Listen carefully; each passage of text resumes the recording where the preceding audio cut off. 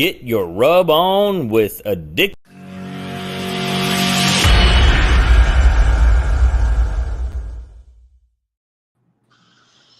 Hello, Addicted to the Q world. Welcome back after our 4th of July week break. So we are here tonight with KC Outlaws BBQ. So how are you doing tonight? Doing well. Thanks for having me on, Brad, and thanks to Brian as well. Appreciate you guys. I hear you. He might have lost service, it looks like. He'll pop back. Yeah, they were getting it back. You lose service? Oops. I'm just an IT idiot, that's all. Yeah. You have Rob over there to fix it for you? No, I was sending a chat going, we're coming to you live from 3 different places, and I hit the exit button, not the enter button. I saw that chat, and I was like, what? So, yes, we took a week off for 4th of July. Yeah. Nobody wants to listen to a podcast, nor do we want to do it. I was at the lake, and that's the last place I want to do a podcast from is my lake camper. So, bus service is really spotty there, so I didn't figure it was best to even try one. So how are you doing tonight? I'm doing well. Just got back from the lake. I was there the last couple of weekends. Just got back today about, 3 o'clock. Got the truck unloaded and settled back in. And Lake of the Ozarks? Yeah, we got a house down at the Lake of the Ozarks. Absolutely. Like I said, I just have a camper, but my dad gave me some advice before I bought it, and he said it's just 2 houses to work on. It's just two things to do all the time. Yep. Yeah. What mile marker are you at? 80 mile marker. Just right straight across from Rick's Ore House, right there in that same vicinity. Spring Branch Cove. Pretty calm waters up there. I like it. We're kind of looking that direction. We were a big family place down at the half mile marker at Bagnall. I grew up at Tantera up at 27, so I mean, I know that lake by the back of my hand. I told the wife, I go, if we look down there, we got to look north of the 55. There's a house actually right there in the same cove as I.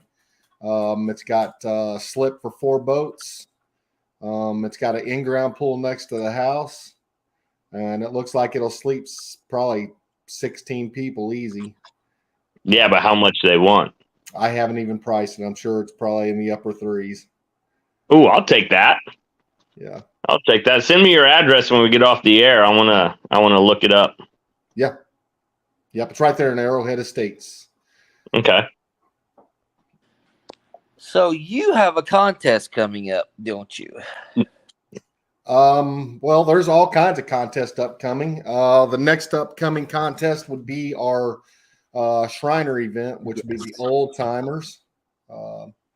Which Shriners, I don't know if a lot of your viewers know much about what Shriners do. They actually raise money and benefit sick kids or kids that may have a disease or a cleft to provide medical attention to them at no cost to them or their family. So go ahead. Is that a 4-meet contest or is that? It is a 4-meet contest. It may, I don't know.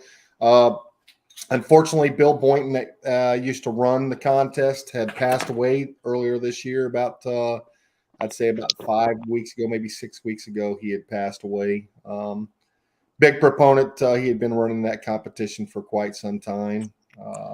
So, with that being said, I'm not sure if I'm going to be competing or helping at this moment with the current situation. And as you guys know, I help out at quite a few of the contests as far as, I love to compete. Don't get me wrong. I have a competitive side like nobody else's. Love to compete. And it's funny, I get to jawing and bantering back and forth with the teams. But at the end of the day, it's a great community.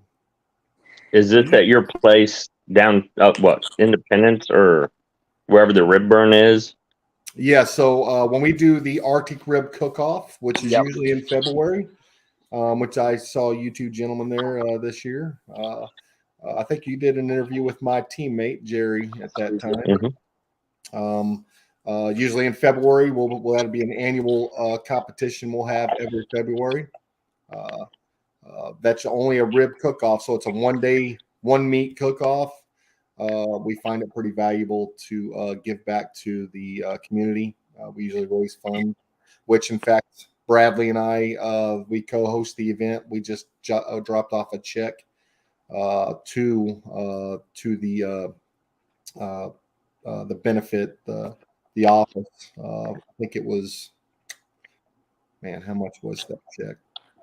Let me think about that. I don't want to say the wrong number, but it's nice to give back to the community. It was a benefit for kids within the Independence Fort Osage School District. If they're kind of down and out, down on their luck, this will help them out. Nice. And that's where your 4-meat contest is also the same spot? Yeah, so the spot for the old timers will be right behind it. Okay. 120 South Pleasant, which is right off the square. Okay. I need to cook that I had something going the week before that, so I wouldn't have much time. But I need to cook that one.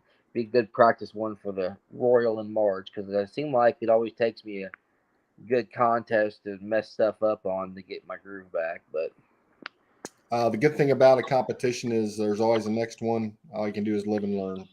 that's Mm-hmm. that's exactly right. It seems like I told my wife. I seem like I I always do terrible in March, and then by about June and the rest of the year, I do better. But you have to get dialed back in every time. So that the one I did in March was the only one or in April. Yep. It's the only one I've done so far. So I felt pretty good where my brisket was. Yeah. Considering the heavy hitters they had out there, that's a KCBS sanctioned event. It seems like anymore, especially KCBS, even in the backyard or Masters, you can't go to a contest without having heavy hitters there. It don't matter where you go. There's a lot of good teams out there now.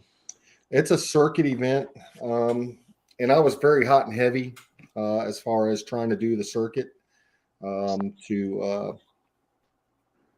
to establish the team name and establish the team.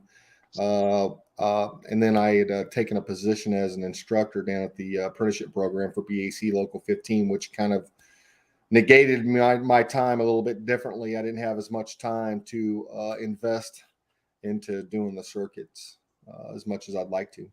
Now you said BEC. What is that? BAC, that's Bricklayers and Allied Craft Workers. I know. I work for a union company, so I was trying to see if that was one of the ones we use, but it's not. Who'd you work for? Who do you work for? We do guardrail and signs out of James Drew out of Sedalia, but we do like operators, iron workers, laborers, that kind of stuff. Yeah. You probably won't have no bricklayers around there. We don't have a need for bricklayers or carpenters. It's not much of a. Yeah. We don't drive a lot of nails in the guardrail. Sure. So when did you start competing?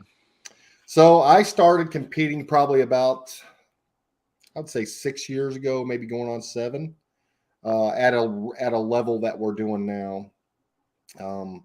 And I think you've interviewed Victor, a good friend of mine, yeah. Victor. He's with, he used to be with us, and now he's with Hillbilly, and they're doing really good for themselves over there. And the first one I ever did was Hillbilly actually put it on down at the lake. And I met Victor at that very one. So it's been about 6.5, 7 years now. Nice.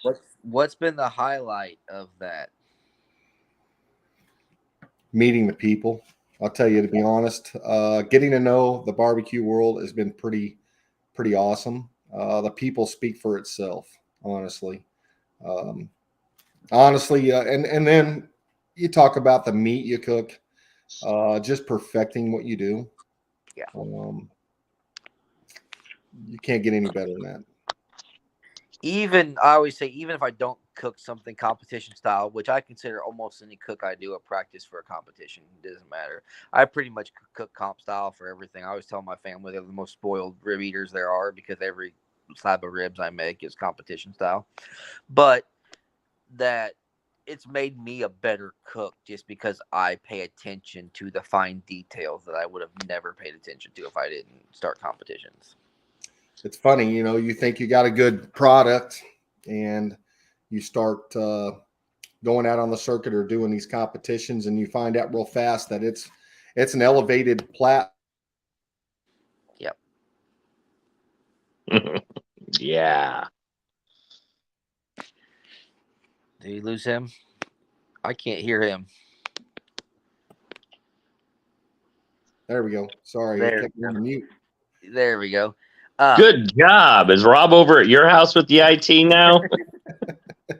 But no, yeah, it started really. I started elevating what I was cooking and what I was trying to put out, and I really tried to find a flavor profile that people could identify with KC Outlaws BBQ, and I think I've really come on to something. So, well, I'm a judge, and I was needing to cook with a team to get my master judge certification back before I knew I was going to cook, and I said I reached out to my buddy Eric Burkhart.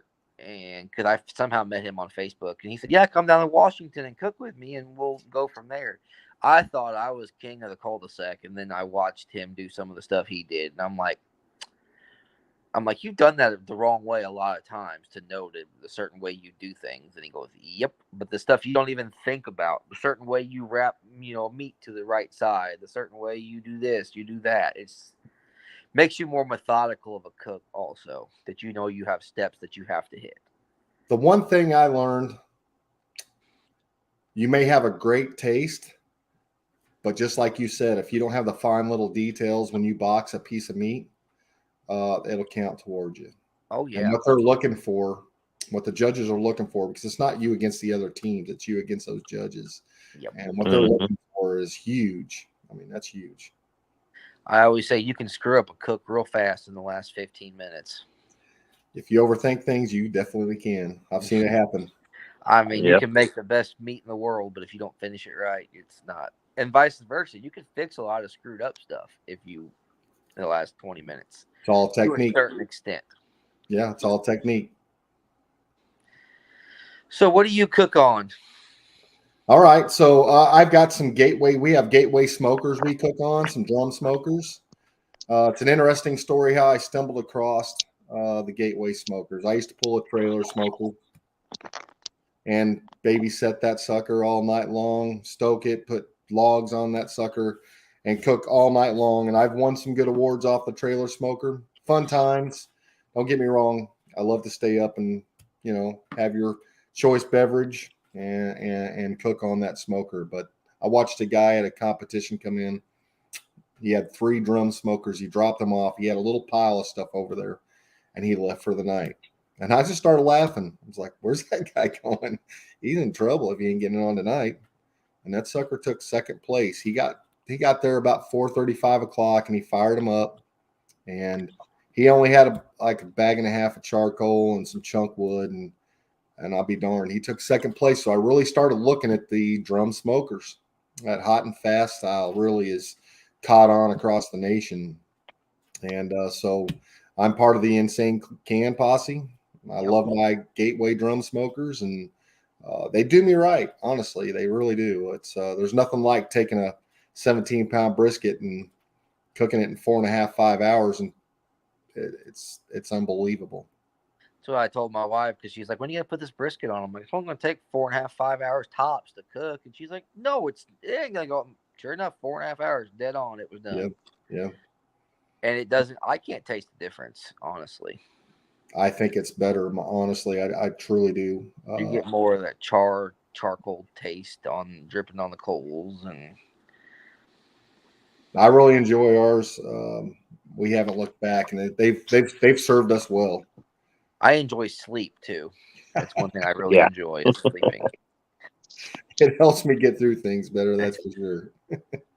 That's what when I was listening to somebody and they interviewed Tim Shearer, and that's why he said he started making them, was because one of the first contests he went to with an offset. He goes, looking around, he goes, "I was exhausted because I was up all night and everybody else around me wasn't that tired."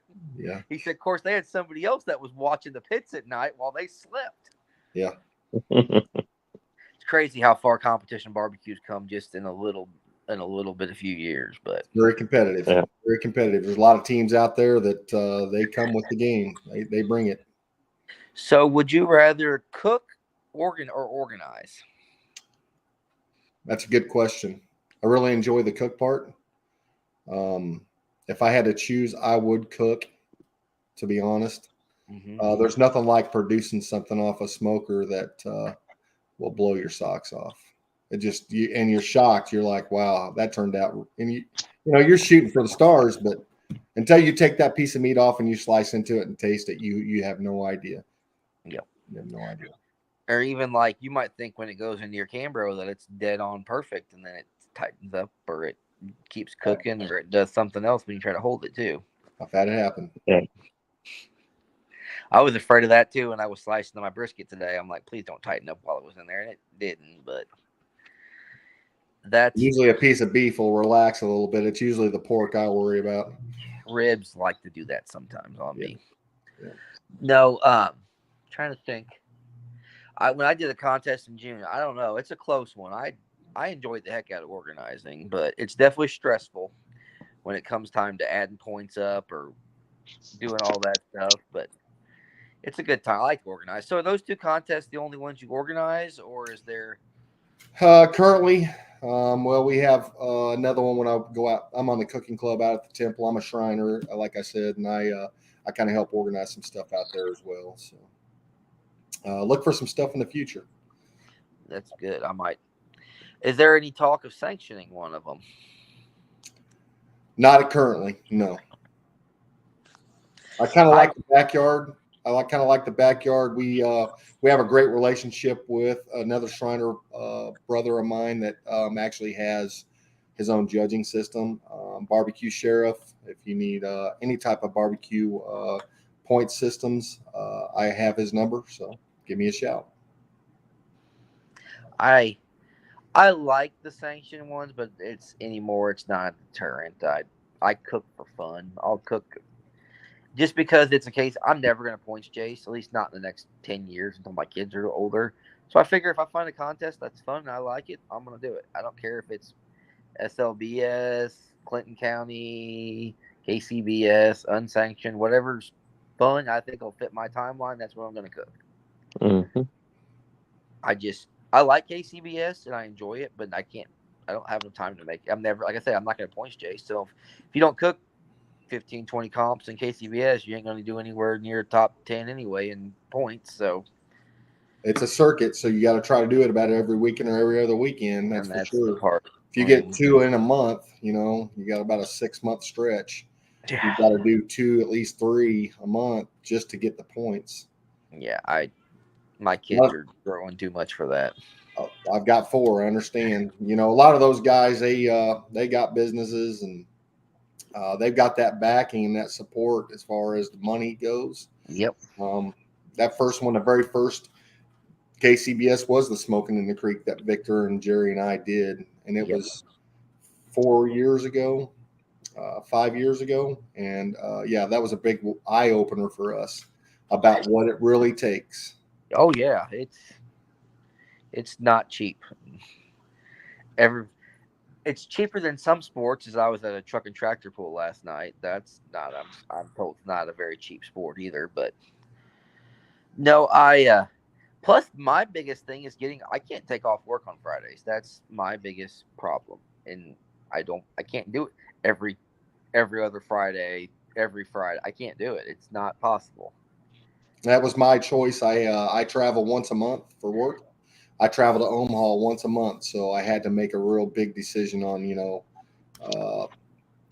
do the work thing or try to chase the circuit. So I chose the work thing. Yeah, I could stay out in the field and work out in the field and do what I was doing, but I actually impact 60 apprentices in the field, so I felt there was a calling for that. Yep. Have you ever thought about? You said you do rib cook-offs. Have you ever thought about like a chicken cook-off or like a one meat? Just the rib currently is all we've considered. Okay, but you never know. That's very true. I like the one meat. At first, I didn't know if I was going to like it, but it's so much easier to just focus on one thing and bring one, maybe 2 drums and go. So, of the 4 KCBS meats, which one's your favorite and which one's your least favorite to cook? Chicken's my least favorite. I'll just say that real fast. That's probably the toughest. Everybody else thinks brisket's tough. Not at all. It's the chicken. If you don't get the chicken right, count yourself out. The chicken's probably the toughest meat to get correct. My favorite, that's a toss-up between ribs and brisket. I really, once I dialed my brisket in, I think I've got a pretty good brisket. It's pretty mean. But the ribs, I really enjoy ribs. Every Super Bowl, every year, I usually put a rib call out, and I sell about 60 slabs of ribs. And so it's become a norm for me for ribs. I was telling the wife that's how I am with pork butts. Like, I can about cook those in my sleep now. Like, literally, they just throw them on there, wrap them, take them back off, and there's not much. But no, you're right. Chicken is by far the highest maintenance cook. Yeah.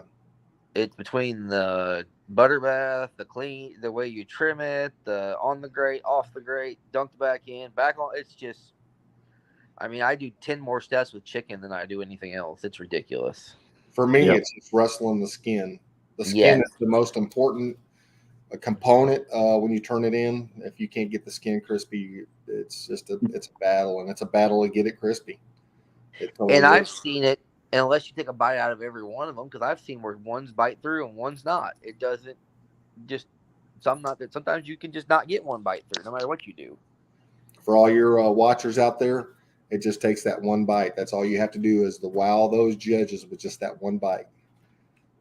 And that's why somebody was saying something, and I'll give a little bit, but I use like 4 different rubs on my ribs, and everyone's like, why? And I said, the sweet, the savory, the heat, and then back the sweet on the top. It's just that balance in one bite of all the flavor you can hit them with. I know this one guy. He's got this secret rub. I know a guy too. that might be that secret rub might be on my ribs. That might be one of my components. There's a good secret out there. I know that. That's probably one of my favorite rubs. That and smoked seasoned salt has become my new one of his, though. That stuff, I ask him all the time if there's crack in it, because I swear to God, I can eat that stuff on anything. I keep saying it's the crack of barbecue. I actually took which one is it? The smoked seasoning salt. Oh yeah. I use that on eggs, pasta. I took it to my tractor pull the other day because I'm like, knowing the guys that showed up, they're probably not going to bring any kind of seasoning. Sure enough, they didn't. So we threw it on burgers, and they're like, dang, this is good. Yep. I just did taters with it. Yeah, it's egg. I really like it on eggs. It's probably one of my favorites. So, trying to think, Brian, you have any questions? Let's see. You gonna do the Royal at all? Not this year. We did it in 2018. That was a great experience. It requires 4 days. If you're ever going to do it, take 4 days. Don't miss out on anything they offer. Go see everything you can. The Friday night party is pull up a chair. That's all I'll say. Pull up a chair and people watch. If you're like me and you like to people watch, it was great just to people watch. So judges and any of your pit crew that's there to help. There's some amazing people that actually work for KCBS. Oh yeah.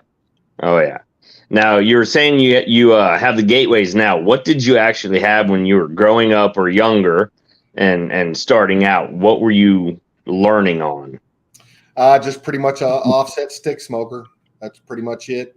Probably a Brinkman. I think my dad had a Brinkman, and he would cook on it, and he didn't have technique. He did the best he could, and we started out, and he showed me some stuff, which when you do the circuit or you get into some competition, by far, he got me started, but it wasn't near what I needed to know. Was there a lot of smoke flavor to it? Absolutely. did a when I was organizing that contest. There was one guy there, and I think he thought that if it wasn't coming out like a locomotive, it wasn't good food. And I knew I could smell it when they opened the box. I didn't even know it was his. I knew, but I didn't even pay attention to numbers. I could tell just from the smell of him opening the box. I'm like, holy cow! But so now, anytime I hear about a Brinkman offset, I'm like, oh, those are hard to get right. Yeah, it's all in the smoke. I still have that Brinkman sticker they gave with them in my barbecue trailer. Which I figured it out. I had to leave my drawer open about an inch on the bottom and prop open the lid a little bit, get enough airflow through it to where it didn't put out that kind of smoke. But my Oklahoma Joe was the same. In order to get the temp right and everything, you had to kind of use the door. Yep. If you could pick a different kind of smoker, like your dream smoker, if you could pick one, what would it be? That's a tough question. I know there's a Outlaw Smokers out there right now. Kind of goes with our team, but I've seen a lot of reviews on them. I think they'd probably be a dang good smoker. I think Outlaw would be my smoker of choice too, just because they say they hold temp really well too. Mm-hmm. But it's just go from having I like my time, and with the drum smokers, you can use your time wisely. It really makes it easy. I always say that's like my retirement project smoker, when I can sit with my feet up and throw logs in it every now and then and not have to worry about it. But it's kind of nice with the drums. You just go out there every once in a while, adjust the damper here and there, and then go on. It all depends on what you're expecting out of the smoker. I think I was on your chat group earlier there. This depends on what you expect out of your smoker, what you're willing time-wise to give to it. That's like my guy I work with just got a pellet smoker like 6 months ago. He's making pretty good food on it, but I give him crap all the time. I'm like, it's like a plug-in one. He's like, yes, that's what I want. I want to put it on, come back 8-10 hours when the food's done, and take it off. That's all I want. I'm like, well, that works great for you then. I learned a long time ago. I've seen some good food brought off of a pellet smoker, and it tastes just like the stuff we'll put out. People don't have time like some others, so if they are just looking to get a little bit of a smoke flavor on something, a pellet smoker works just fine. I still have one electric smoker my master built at the lake, but I got rid of all the other ones. But some of the food I put on there, I'd put it against some of them other smokers. That's right. It's all technique. It's all the cook, not the cooker, I always say. Yeah. I mean, like I said, you've seen I don't have a fancy setup by any means. Doesn't require one. Nope. You don't have to have big money to put out good meat. That's just all technique. And that's why I like that one slab of rib Hunt Sacred contest, because it was meat provided, cook one slab, do your best, turn it in. It wasn't like some of them guys, well, I'm going to cook 6 slabs and see which ones I can choose. But it's who's got the deeper pockets to be able to cook the better meat to be able to do it. That's interesting. Huh? One slab is all you're offered, and you got to turn in the best one rib? 4 ribs out of that one slab. Ooh, that's tough. You better have some good cutting skills. It was fun. I actually kind of enjoyed it because everybody was meat provided. So we showed up, got our ribs, threw them on there, and I didn't have to worry about trimming ribs ahead of time. I didn't have to worry about bringing a lot of stuff. It was just kind of nice. That's ours. Any of our competitions, you got to bring it in the packaging. We got to inspect it before you even start. There's no pre-cuts. Yeah. Which ribs, in the grand scheme of things, if I couldn't trim chicken ahead of time, that's a lot more of a problem than trimming ribs. But just prep your chicken ahead, pack it on the very bottom of everything. Just show them the 3 other packages. You're good. Yeah.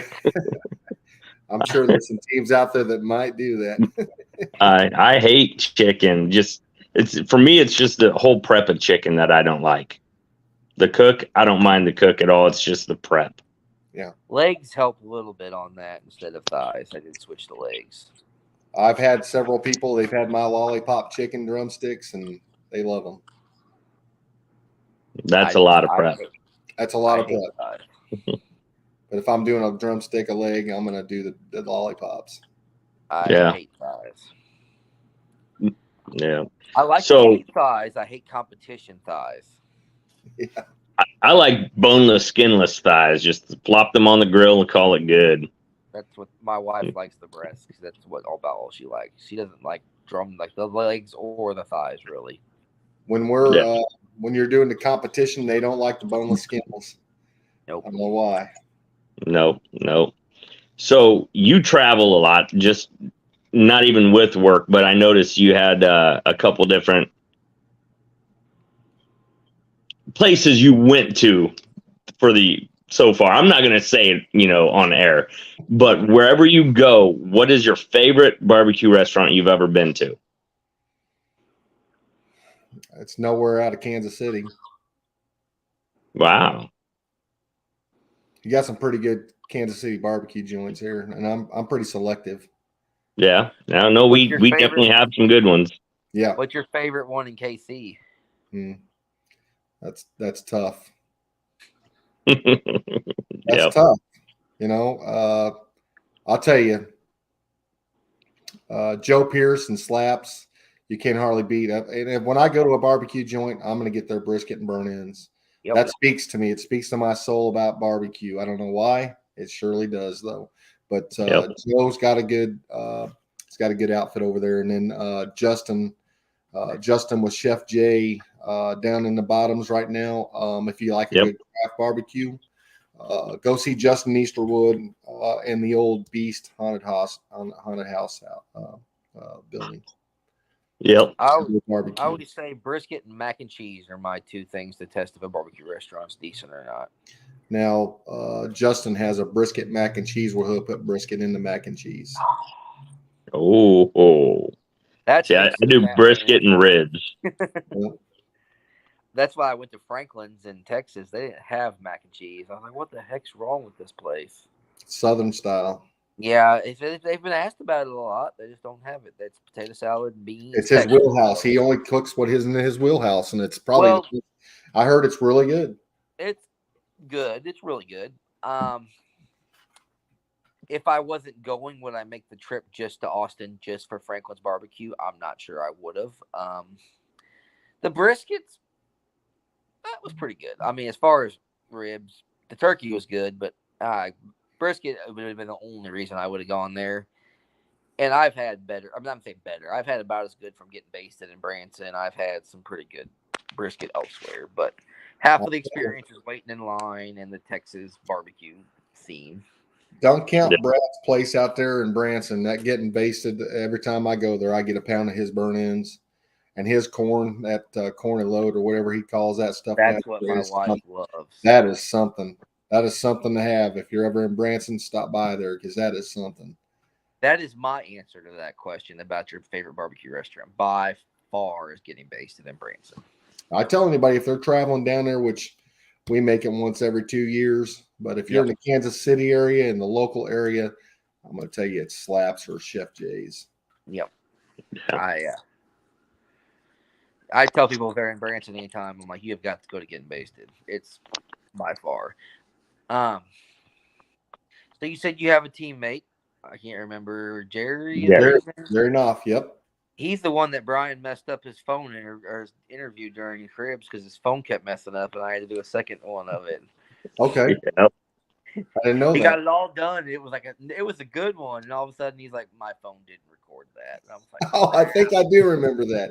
I think I heard something mentioned about that, but my apologies. I was kind of organizing the whole event, and I was kind of a little bit busy with selling food. And that's a cook-off, but you also sell ribs during it too.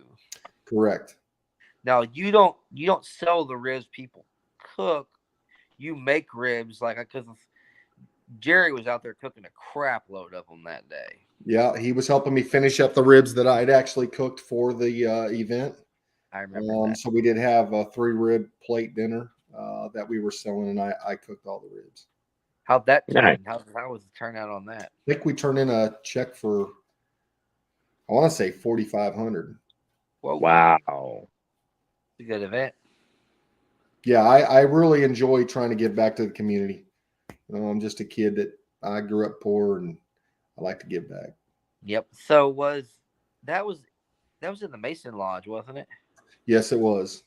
Are Lodge you 76. a member of the Masons or? I am. Gotcha. I don't know much about the Masons, but I've heard it's a great group of people. They give back to the community a lot. That's what I've heard. But Faith, health, and charity. Trying to think, Brian. If you had to pick a barbecue mentor, who would it be? Wow. Now you're really asking some deep questions. Whew. Who, if I had to pick a mentor, God, you know what?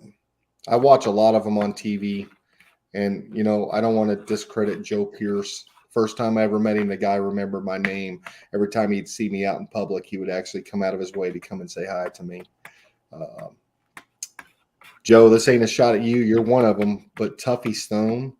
Yep. I don't know what it is about Tuffy Stone. That guy is just. I've seen his backyard set up, and he's got several different smokers, and he's not afraid to cook on any of them. He loves Weber kettles. He does love Weber kettles. He does. Which is crazy because a man with that stature sitting with Jambo Pit and you cook on a Weber kettle. That just shows you. It was funny because, like I said, my buddy Eric, he knows a lot of people. He knows Harry Sue. He knows, because I said he won the Royal in 2007, so he knows a decent amount of people. Sure. And he even said, he goes, of all some of the greatest people in barbecue, Tuffy Stone is one of them. He said he is one of the most. And I met him at the Royal 2018, 2019. He didn't owe me nothing, didn't know me from Adam. And I said hi to him, and he talked to me for a good 5 minutes. And I'm like, you don't owe me anything. I'm a barbecue nobody. I'm walking by, I was judging it, and that just speaks volumes about the barbecue community. There's some authentic, great guys and gals within the barbecue community. They're great people. Yeah. Then there's a few that I don't want to mention that I'm the exact opposite. But yeah, as you were saying about Joe, he was competing in Colombia, and he's a good guy. He's, like I said, he's definitely friendly, and it's funny because you could tell he was he basically said that he makes sure to take his chicken out of his brine about 8 p.m. That way he can go to bed. Yeah. That he can have an excuse to go back to his trailer and go to bed. And he, I wish I would have known it at that contest because I probably would have done it. He actually, because we're trying to make it a qualifier, that he offered a spot in his class, a brisket, and a pork butt for somebody willing to jump from backyard to masters. I said, I didn't find that out about ahead of time, or I would have probably made that happen. Heck, I could turn in raw meat as long as it gets 25 boxes. I mean, yeah, he was filming. I think him and Brad were filming a show, so he wasn't able to compete in the backyard, and not the backyard, but the Smoking in the Creek barbecue contest. And he actually made it down there after it, and he walked up and visited with us for 15 minutes. That's cool. Yeah, he's a good guy, man. He really is. He can cook too, just a little bit. Just a little. Go over to his place over there in KCK off Central. You'll see all the trophies. I'd never seen his rig until it pulled in Colombia, and I said, "Yep, I wouldn't mind having a setup like that one of these days." That was the first rig we got to see in our first KCBS contest, right next to us, and it was a little intimidating. That can make you feel real We intimidating. had a little 10x10 pop up, and we had this little bitty spot, and here he comes rolling in with that dually and pulling a trailer, and then I'm looking around at all these trailers, and I'm thinking, "Whoa, I'm way out of my element. I'm in trouble."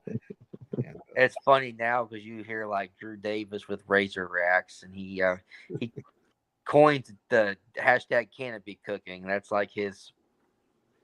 Of course, he's also the guy that won a contest on one drum too. So I can't really say much, but I always vote for the guy that's going to run in second place. The runner-up.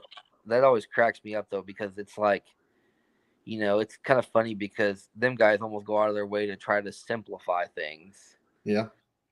Yeah, they've got everything to a science.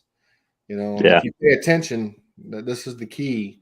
If you're out there doing the circuit and you're actually in a cook, and I know things get really hectic, if you slow it down a little bit, those guys will give you tips and tricks if you pay attention. That's the key. If you just watch, and Joe did it for me. He just showed me something, and it went back in, and I went, and you put it in your back pocket and you roll with it. They're a really good group. I really enjoy the barbecue, and I'm sure with some upcoming things I have going, I'm sure you'll see me around. That's one thing that was nice about it, especially in Columbia, was there was no like segregation of backyard and masters. We were all there whenever we went in for the cooks meeting. We were all intermingled. It wasn't like, oh, here in the back 40 is the backyard teams and throw them out the pasture, and then here's the rest of the important ones. So that kind of gave you a chance to kind of rub elbows with the getting basted, the meat Rushmore, those kind of guys, the OG Bandits. They were there. Yeah, OG Bandits had a heck of a life-changing experience a couple weeks ago. Did you see that? I did. Yeah, they did. They won Made for KC. Really? Yeah, I took their free class in March, and yeah, I think I remember you posting about that. That was a class that is one of those. I didn't take a recipe or nothing from them, but I took the last 10 minutes of a cook, the finishing part of the boxing. And that's what helped me. It was weird because I was kind of always lacking that, and like taking that class, it finally everything kind of came together, and I'm like, oh, okay, that makes a lot more sense now. Because the first time I took a class, I didn't know what planet I was on. I was just it was before I ever cooked the contest, which if I had to do it again, I would cook a contest or two before I took a class. That way it kind of sinks in. But let me ask you, they won Made for KC, and so they got a lot to get done next year or two. Have you ever thought about cooking that contest? Are you close enough to the airport to cook it? I'm pretty close to the airport. I'm probably 30 minutes from the airport. I live in Independence, Missouri, so. Have you thought about cooking that one? It could be a possibility.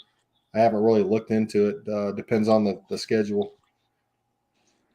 So if you could pick a favorite contest that you've cooked, which one would it be?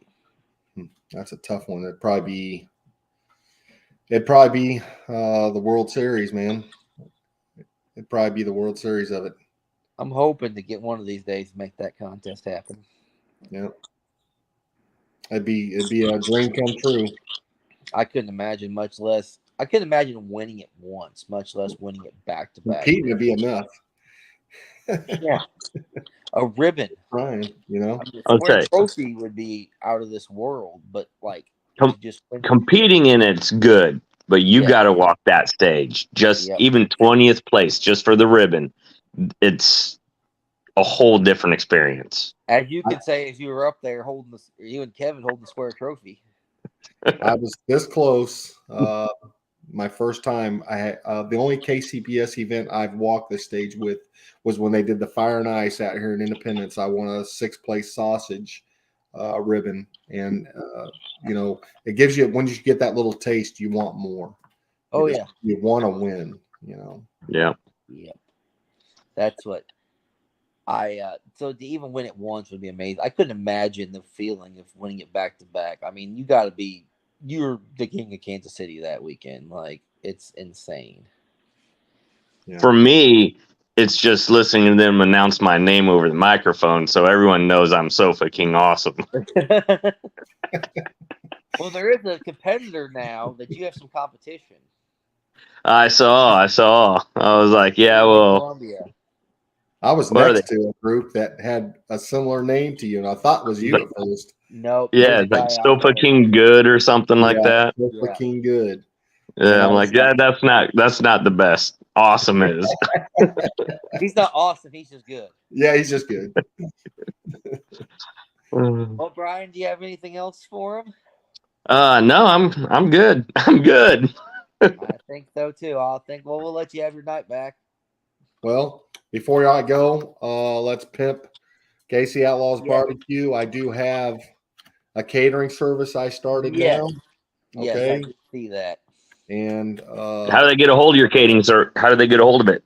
You can give me a shout, 816-674-0347, or reach out to me via email, sonnyhibbs@yahoo.com. Sounds great. Nice. You got any sponsors you want to shout out?